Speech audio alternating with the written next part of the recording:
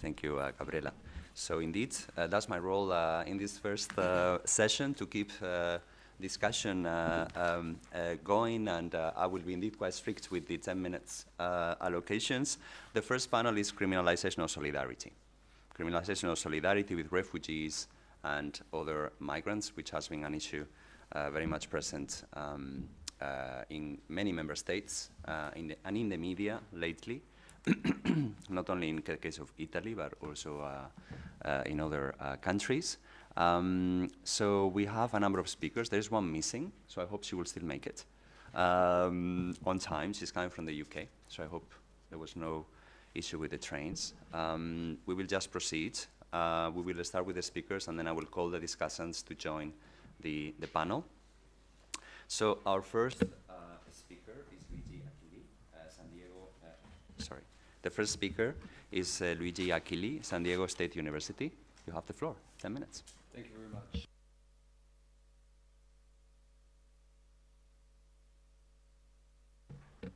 Now it goes? Yeah, it works? Okay. And, well, of course, I would like to thank the MPC and CEPS for the kind invitation, and special thanks goes to Gabriela Sanchez and Sergio Carrera.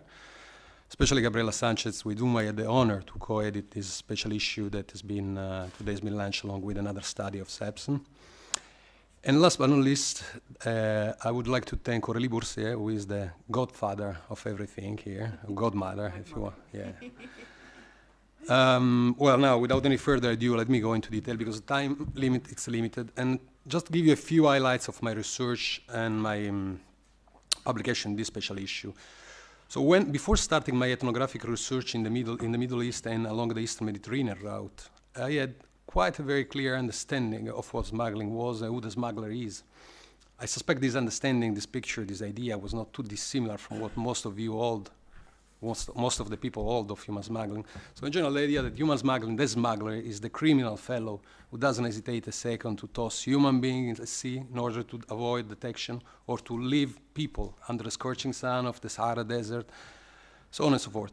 Now, in this view, the reason why human smuggling has been thriving so much today is simply because migrants have not a clear idea of what they are facing. If they knew, they wouldn't embark on such dangerous journeys, even if they are at immediate risk of losing their life or starve in their country. Now, so far so good. The only problem about this understanding of human smuggling is that it draws almost exclusively on the experience of law enforcement and migrants that have been the victims of scams, exploitation, and violence on the hands of the smugglers. Now, don't take me wrong. I mean, this experience is true. The only problem about this is that it offers only a limited understanding of human smuggling, only a partial understanding, pretty much as mine, the one that I'm offering now. But if we want to have a more full, a more rounded understanding of human smuggling, we need also a different account, a different side of the story. So in order, motivated by this fragmented understanding, I started the research on human smuggling in Jordan, Lebanon, Turkey, Greece, and to a lesser extent the Balkan route, in order to shed light on the relationship between smuggler and migrant. Now, I was not so much interested to find out this relationship after it happened. I was more interested to shed light on this interaction at the time of happening. So during that lapse of time, that can last from a few hours to several months, even years, where the smugglers and migrants live together. So what I do, data collection relied mostly on open-ended interviews with migrants and smugglers, mostly people from Syria, asylum seekers. And it was a lesser extent of participant observation, whereas this wouldn't criminalize my observation, of course, my involvement. So, and this was between 2015 and 2017. What I've learned is that human smuggling is also rooted in patterns of cooperation and solidarity, that smugglers helped the people of their immediate circles, members of their immediate circles, to reach destinations that would have been otherwise precluded through legal channels of mobility. They did it, of course, for money, most of them, almost always. However, exploitation and violence was not that so common that I would have expected before starting this research. When violence and exploitation occurred, this was more often the consequence of protracted condition of irregularity in which migrants find themselves. I apologize to Gabriela because she probably heard me saying this something like 1,000 times. Anyway, it was more the protracted condition of illegality rather than the precise intent of criminal-minded people, right, like mafia organizations. So now, in the times left, let me just touch upon a few key findings, some of the main key findings that I tackled I discovered, let's say, during my research. One is the blurring of roles. Now, we tend to perceive human migrants are not only victims of smugglers. We should remember that smugglers, they constitute a valuable resource for many migrants. They only escape from a situation of misery and danger. Now, migrants, of course, they are at the mercy of smugglers. And finding the right smuggler, the one that doesn't make you sink, doesn't make you drown in the water in the Mediterranean, is fortuitous, can be fortuitous. However, we shouldn't forget the human smuggling if we want to frame human smuggling as a business. So we have also to accept the fact that human smuggling requires, as any other business, requires a great deal of trust. Smugglers depend on migrants as well. Successfully smuggled migrants, they can operate as a pull factor by tempting their kin, friends, and acquaintances back home to embark on similar journeys. And this links to the other key finding. Blurring of roles. Now, we have at least I had, quite a binary understanding of human smuggling. On one hand, we have the criminal, the smuggler. On the other hand, we have the victim, the migrant. What we tend to ignore is that the migrants and the smugglers may be the same person. Now, during my research, I witnessed many Syrian asylum seekers were working as smugglers for a lapse of time. They may work as asylum seekers, they may work as a guide because they have a first-hand knowledge of the route. They may work as a recruiter because they share the same background with the main client group of the smuggling network. In this case, we're Syrians. They may work as intermediary because of their long-term engagement with the local communities in transit countries. They may do that for earning a livelihood, for paying smuggling fees, for both reasons. And all these may lead you to think eventually, well, so the solution would be the criminalization of irregular migration to court, because obviously migrants are smugglers after all. Well, this would be more the cause than the cure, actually, because this, as I said in the beginning, is a protracted condition of irregularity, what has led all of my informants to become smugglers, almost all. Someone who had a vocation for this. And this leads to the third final key finding. This exploitation and solidarity.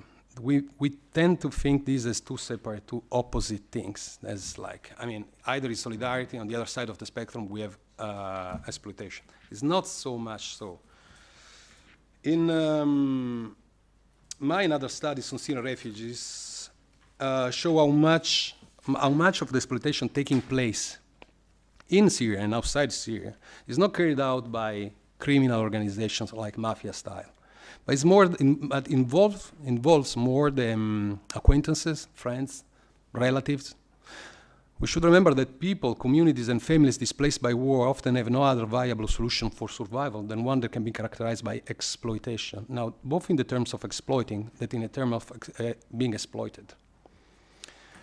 In this sense, this is, for example, the story of Mahdi, a young man whose need of leaving Syria. He was living in Yarmouk refugee camp, which is a besieged area in Syria, near Damascus, under the control of the Islamic State. Left him with no other option than working for the smuggling group that smuggled his family, and then himself. Mahdi was fully aware of what was risking, of what was doing, but still for him was better doing that than staying home. So now, and this leads to the conclusion that his exploitation in this case is consciously and willingly embraced as a way of enhancing mobility, if you want, in context of limited mobility. And to conclude, so what to sum up, what I find out, basically, what my research wants to highlight is that human smuggling my research, as many other articles in the special issues, that human smuggling smugglers provide a service that is in a great demand without necessarily exploiting their clients, that the smuggler and the migrant may be the same person, and that exploitation may become a sort of negative coping mechanism. So against this view, if we want to elaborate a sound policy response to human smuggling, two dimensions need to be taken into account, which have been taken into account partly, but I think it would be better if we would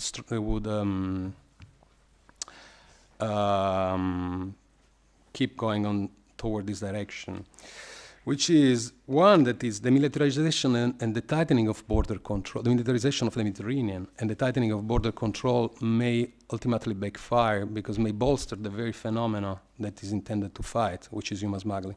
Secondly, that a truly effective answer to human smuggling, if this is the intended goal of this policy response, would require more focus on addressing the demand of smuggling networks rather than the supply of smuggling services.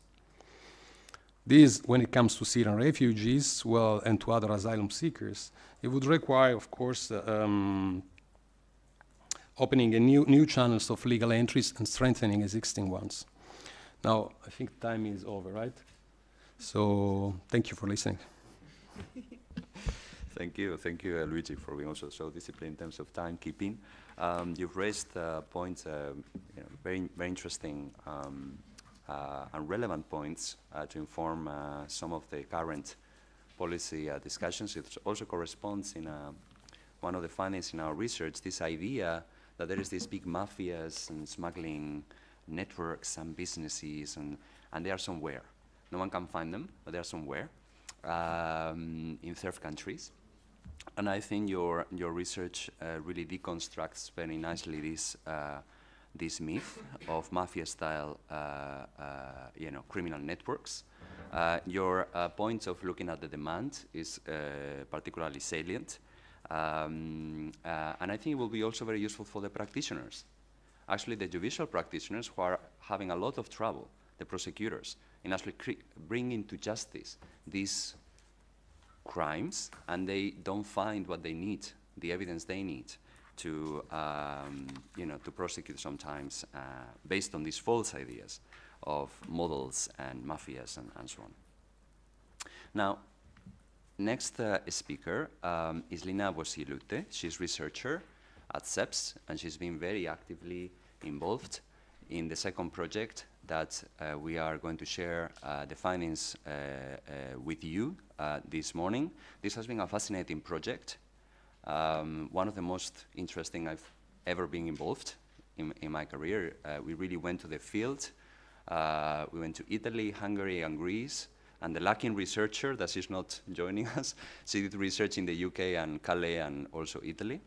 And we did a quite extensive number of interviews with civil society actors, law enforcement, judicial practitioners, and by the way, big thanks to EU agencies, Frontex, EASO, Europol, and Eurojust, because they really helped us to get in touch with people who were there on the ground, and for us to learn many things about the effects of anti-smuggling policies. But I will let Lina to take you through our main findings, and Lina, you can take more than, I will say 15 minutes in light of the fact that we don't have Jennifer joining us. Please. Thank you so much, and we also would like to acknowledge and extend our thanks to IOM, UNHCR, who have been helping us a great deal, as well to PICUM, Platform International for Undocumented Migrants, who have been partners in this project and also helped to get in touch with various organizations on the ground.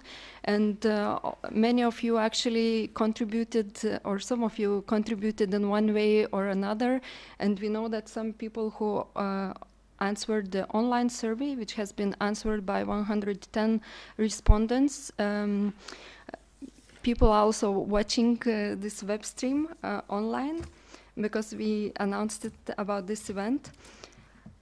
So just to begin, I will begin from methodology. We'll go through a bit of findings and we'll jump into policing mobility society, especially in the context of Italy and Greece, where we did our empiric research, as it was said. And then we'll see what are the impacts of civil society actors. Just for those who have not noticed, I want to highlight that we have the 4-pager for those who don't like to read so much, more visual output. And for those who like to read, we invite to read the pre-release version of the policy brief. So first of all, as Sergio was highlighting, the EU's fight against migrant smuggling is put forward as a political priority, and is entrenched in the European agenda on migration as well as in European security agenda. So it's on those two topical agendas put as first top priority. It's also top priority for Europol in European policy cycle on addressing crimes. So we have to keep this in mind, as well as this political attention given to smuggling. And here we feel that sometimes there is a confusion what is expected also from European agencies, let's say Frontex or UNAFOR-Med, and as they are there to investigate migrant smuggling, but somehow in a way they are also expected to prevent migration, which is these false expectations coming on behalf of those agencies. And of course they are in no way able to do that. And then we have civil society actors. Civil society actors have been actively coming in the arena in assisting migrants and refugees in the places of first arrival, in search and rescue in the Mediterranean, as well in the provision of human rights assistance and monitoring of the rights compliance, let's say in hotspots, and also providing some kind of legal piece of advice about their situation, shelter, food, these elements that have been subsequently captured or put under this increased policing in light whether or not these organizations can be perceived as migrant smugglers. And in our field research in Italy and Greece, this came quite strongly, and it's supported by our online survey results. We have asked online survey respondents whether they what do they think if after 2015, when so-called European humanitarian refugee crisis started, whether they feel increased criminalization, increased policing, and more than half of respondents said that yes, they feel that there have been such increase. And in cases when they knew someone personally prosecuted or facing prosecutions, intimidated, or facing some disciplinary measures, they were very likely to change their organizational practices. And which comes in, which goes in two directions: either self-restraining from openly criticizing, let's say, human rights situations of migrants and refugees, or in other type of action that they become even more active to those, let's say, neutral humanitarian organizations become more active in this addressing underlying political agendas, and that they do not want to be co-opted by EU's funding, and they are trying to stand outside the hotspots, outside all these measures that have been created, because they feel that it is against their moral ethos and and it's undermining in a way their trust with their clients, which are migrants and refugees. So let's come back to Italy, and I'm sure most of you have been closely following the issue in the Mediterranean. In our report, we And by the way, it's not only report. We have academic article, which is pending at International Journal of Border Studies. And as well, there is a big manuscript, a book of 200 pages for those who like to read a lot, still also pending at Hard Publishing. So these outputs, we hope, will get out soon, and you'll be able to read more about the issues. So when we looked about situation in Greece and Italy, we found that there is kind of specific areas that there is search and rescue organizations involved, especially in Italy after departure of Mare Nostrum, which has been the sole humanitarian operation funded by Italian government, whose primary purpose was search and rescue. After Mare Nostrum departed, this was kind of European Union kind of said we will continue in the same way by enlarging or entrusting Frontex to do the same thing. However, we see that it was not the case because it is the law enforcement function and not search and rescue taking the priority. And it happens, Frontex is, as well as EUNAVFOR Sophia, is indeed rescuing or helping a lot of people. However, this comes as international obligation as for any other vessel in the international in the high seas under coordination, let's say, of Maritime Rescue Coordination Center in Rome, or if it's the case in Aegean under Hellenic Coast Guard's coordination. So after departure of Mare Nostrum, there was a gap, physical and operational gap, that there were no more ships closer towards high seas or closer towards the Libyan borders, where many of incidents actually happened. And civil society decided to step in. As of July 2016, there were still already nine organizations involved. They had 14 vessels and 1 helicopter or drone. And they were doing actively search and rescue. However, soon this became a problem. In the beginning, and our organizations that we interviewed said that in the beginning we were seen as partners of Coast Guards, of law enforcement, and so on. But soon this became a problem. There was a kind of intonation in leaked Frontex report that they are rescuing too quickly too many. And this has been leaked by La Stampa, Italian newspaper, where it was accusations that maybe civil society organizations are colluding with smugglers, and this has been then picked up by Italian prosecutor in Catania, and this caused a big debate in Italy. And even though Italian Senate has been investigating, went through procedure, have not found that there has been such collusion, and even said that there needs to be more clear ethical codes on how prosecutors can or cannot speak about civil society. This situation seems to already be hurting civil society.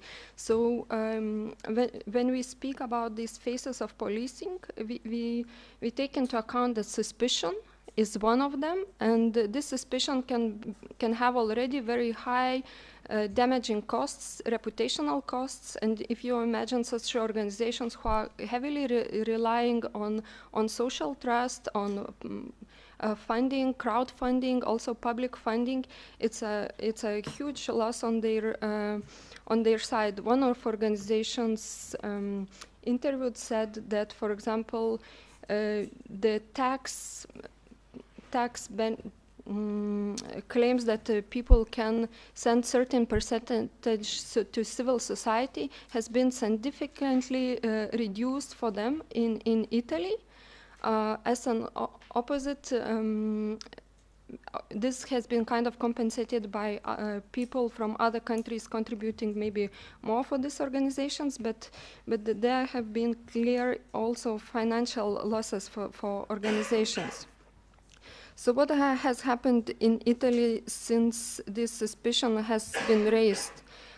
It has been said that these organizations are doing whatever they want, and it's not clear what they are doing. There has been a lot of questions where the budget's coming from, who they really are, what they are really doing. And organizations kind of collaborated with themselves and had a voluntary code of conduct of human rights at sea has been leading this process. Then subsequently the binding code has been introduced in Mediterranean Sea, also asking civil society organizations to have a law enforcement officer or police officer on board, which is a problem to many humanitarian organizations who do not want to be seen as part of state's function, especially of law enforcement function. In Trapani, there have been cases, criminal prosecution cases opened against the Jugendrettet German organization, as well as Abu Zerai, the priest, Eritrean priest, and a Nobel Prize nominee who has not been even physically rescuing people, who has been merely sending the coordinates of migrants who are in need of rescue to Italian Coast Guard. And in one of the closed-door discussions with law enforcement, judicial actors, and Coast Guards, we heard that it's not clear whether who is saint and who is not. And here is clear examples how Italian courts were trying to see whether the priest Abu Zerai, Nobel Prize nominee, is priest or not. And here it's where the creeping this logic of follow the money, because there is no financial or material benefit requirement in the current use legislation, is kind of allowing to follow the migrants and follow the most visible ones who are helping the migrants. So follow the Nobel Prize nominees in a way. So to the moment, after obligatory code, a lot of organizations have left Mediterranean. So up to date, we have 3 organizations operating in high seas, closer to the Libyan territorial waters. However, they are, as Sergio mentioned, they are facing immense pressures. They have been asked to hand over rescued refugees and other migrants to Libyan Coast Guard, which they didn't want to do so against their ethos. And we see also, quite interestingly, although absolute numbers of deaths in Mediterranean has decreased significantly, the death rate increased 9-fold. So 9 times. If in 2015 we had 4 deaths per 1,000 arrivals, as of 2018 we have 37 deaths per 1,000 arrivals. So which is kind of a significant number. Yeah. Similar cases has happened in Greece, where organizations had to go through vetting process. Those who want to do search and rescue, also that in Greece, organizations doing these types of activities also have been prosecuted. And there is a case against Team of Humanity and Pro-Am Aid, pending, and there will be a court hearing on 7th of May in Lesbos, in Mytilene prosecutor's office. Then we looked also into hotspots, and we found out that those organizations that are mostly working within hotspots are very reluctant to speak about what's really happening there. Especially in the case of Italy, when we went there, there was just recently published Amnesty International report on forced fingerprinting practices, and whenever we asked anyone that had access to the hotspots, they were super reluctant even to comment anything, even on the conditions on confidentiality, which was for us indication of this self-restraint and so on, whereas other organizations working outside were kind of a bit more open. We also heard how so much uncertainty is fueling around in both Italy and Greece. If you, for example, take a refugee or asylum seeker just with a car just to bring to hospital or to some social assistance center or so on, that people were really reluctant, that they were in Greece, they have been formally asked to always inform Hellenic Coast Guard or Hellenic police in order not to be prosecuted. So it's really getting very difficult for civil society organizations to operate on the ground. And finally, what we are saying, and this came very much from both civil society focus group discussion and closed door discussion with law enforcement, judiciary and coast guards, that it's very false presumption that civil society and law enforcement and all judicial state actors are standing on different sides. Actually, if we are cutting this trust relationship between these two actors, we're creating more distrust and more injustice and less possibilities to actually enforce the crimes, which are real crimes, not lived for migrant, but let's say rape or other type of crimes, because civil society, if they are losing the trust to these actors, they are less likely to report or to help migrants to get in contact with the police officers, judicial officers, and so on. So we think it's really important to keep this, to get this balance right. Thank you very much, Lina, for taking us through the findings of Italy and Greece. I had the opportunity to go to Hungary with the other researcher, and we went to Budapest and Szeged, and we crossed the border to Serbia, northern Serbia. And I can only say that the findings got confirmed. I mean, the context in Hungary is very specific and very poisonous at the moment when it comes to civil society, so this adds on to the situation described in Italy and Greece and makes even more difficult the work of organizations doing a fantastic work, like the Helsinki Hungarian Committee, and access, providing access to legal assistance and monitoring. These are the ones that are more targeted by these measures and policies. This is one of our findings. And also through funding. So policing through funding, so that there is a very obvious policy, not only in Hungary, but also in other member states, to fund organizations which are uncritical and which become service providers. This, of course, has very negative repercussions for democratic rule of law and upholding democratic rule of law. So it's the best way to annul sites of resistance, attacking your civil society space. And Hungary also was a quite revelatory case there, but also in northern Serbia, so how these policies are impacting not only the work of volunteers and civil society actors in the EU, but also in candidate countries like Serbia. And the policing there is just unbelievable. So we interviewed volunteers, basically, getting people to hospital, and how they were really experiencing amazing levels of policing and distress.